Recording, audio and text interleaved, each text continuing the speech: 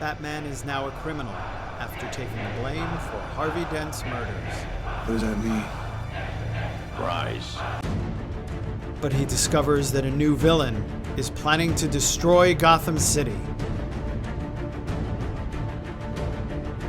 Together with both allies new and old, he fights against the murderous Bane in The Dark Knight Rises. All right, so it's time for another episode of Just Seen It, and the movie we're going to discuss today is The Dark Knight Rises. Yay. Brenna's here. Hi. And Salim is here. And the two of them did the preview review with me. We have just seen it, guys. Let's talk about it. So good. So good. Brenna, I think you should start. The writing was phenomenal. Agreed. It was completely amazing. And as always, Christopher Nolan likes to have a little bit of political message. And this one represents the Occupy Wall Street with the 1% versus the 99%. So it's sort of a horror story for the 1%, but it's a complete fantasy for the 99%. It's great because the first hour of the film is basically all character development. And, you know, you might think because it's a 2-hour and 45-minute movie, it like drags a little bit, but I think considering all the story that's there because of the great pacing, the plotting, foreshadowing, everything that you need in a script, this movie does. It's writing 101. I'm so impressed by Christopher and Jonathan Nolan because they really wrote with their hearts, and you can tell there's so much emotional resonance in this movie, not only about how they feel about what's going on in our society, but just about caring about finishing this story in an appropriate way. Yeah, everybody cries. Every single character gets that moment where they're on the brink of tears. Yeah, I feel like this is how you end a series. And like you said, the writing is so emotional, but it's actually a little funny at times. And it wasn't like the Avengers funny, you know, Joss Whedon funny. It was very much Chris Nolan actually having his hand in some jokes, and they're actually pretty funny. Yeah. There's some hilarious moments that you just didn't expect and you're not used to. And not just kind of like awkward laughs like Joker with the pencil trick. Straight up just little jokes.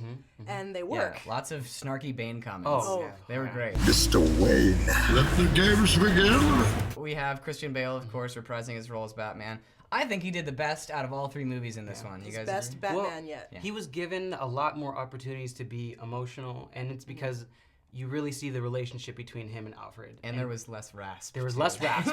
Well, I mean, as Batman, yes. As Batman. As Right. Batman, yes. There was more rasp in Dark Knight. This is an interesting middle ground that I was okay with. He took the leftover and gave it to Bane. This is true. Yeah, I was just gonna say the one thing that I didn't like sound-wise was what they did with Bane's voice. And voice aside, let's talk about his performance as an actor. Of course, yeah. Completely Awesome, amazing. right?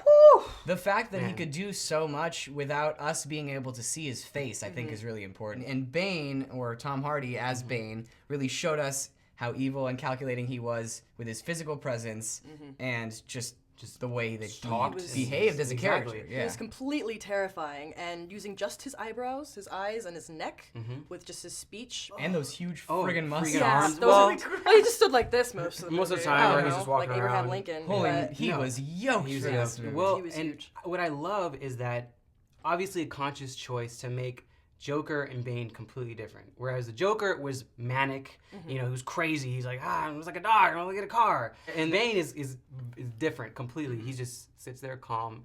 And considering that he's so big and huge, you'd think that he's kind of a brute, but he's not. He's smart, calculated, and he will like rip your spine out if he is mad at you in like 2 seconds. Squishes you like a bug. Squish you without like an a bug. afterthought. Your punishment must be more severe. And then Joseph Gordon-Levitt as Detective John Blake, awesome. I think he was probably one of my favorite One of the characters. best. Even surrounded by all these big characters, he still stood out, even though he was just a rookie cop. And he just does it so well. I mean, it could be on the nose, it could be like, but it's perfect. Yeah. So Anne Hathaway as Catwoman, Amazing. awesome. Great. Yeah. Super Completely excited. blew me away. I felt that her performance was either going to make it or break it. And I was afraid that it was going to break it. Yeah. She was amazing. Christopher Nolan's writing and Anne Hathaway's acting capture the true spirit of Catwoman. I completely agree. Her tortured anti-hero who is still profit-driven but still wants to save the day was just there on the screen, and it was amazing to see. She has this perfect combination of sexy, smart, and sleuth. You're all gonna wonder how you ever thought you could live so large and leave so little for the rest of us. You know, actually, my favorite in the cast was Michael Caine. I thought he brought it home. He was the emotional core of this movie. He stepped it up. Like every scene that he had to bring it, whoo, was tugging at the heartstrings, and I felt Me it. too. Because you felt like this character cares so much about Bruce Wayne. Like this is his son almost, and he just does not want to see him get hurt. You know, just wants him to have a good life. I saw you guys tearing up in the scenes.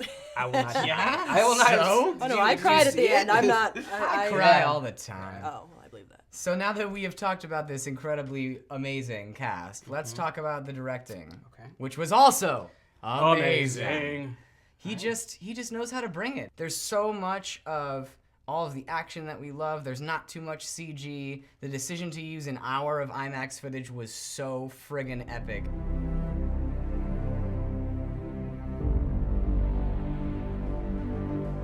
Score, Amazing. huge, Oh, massive, unbelievable. Hans Zimmer did an amazing job. He and never ever disappoints. Never. No, it was so immersive and it was unique, and you felt it in your heart. Your heart beat with the music, and seeing an IMAX with that loud booming sound and this Oh, it's crazy. your entire field of vision.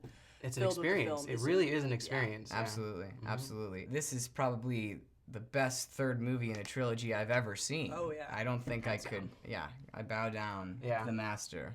The only thing this movie lacked was the Joker. In every other sense, it surpasses the previous two movies. I say see it.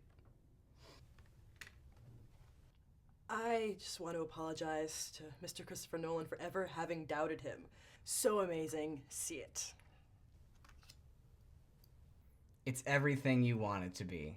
That's all I need to say. It's a see it. Here's to Nolan, right? Yeah. Here's to Yes. everybody. Everybody. Yeah, everybody. Thank you. All of them. Everybody. Thank you, everybody. And of course, now I have to pee. Can we also talk about how when we first heard the title, I know I was like, what the hell? Title? See, rising from a very long nap? I was just like, that's